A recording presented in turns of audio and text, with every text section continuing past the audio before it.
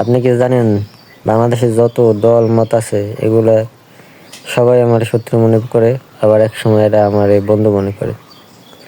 কারণ আমি সব দলের ভালোকে ভালো ও মন্দকে মন্দ বলার চেষ্টা করি।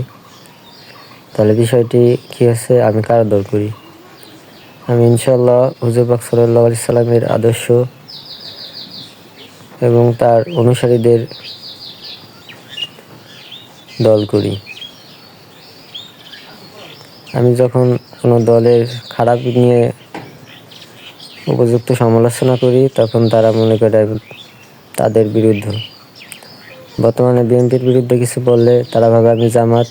এই জামাত যেমন খাম্বার সামনে যে ফুল দিছে, জামাতের বিরুদ্ধে কিছু বললে তারা ভাবে বিএনপি। আবার শেখ মুজিবের মূর্তির বিষয়ে বললে তারা ভাবে আমি জামাত। আবার শেখ মুজিবের ৭১-এর অবদান নিয়ে বললে তারা সবাই বলে আবার আমি আওয়ামী লীগ। আমি আছি বিপদে।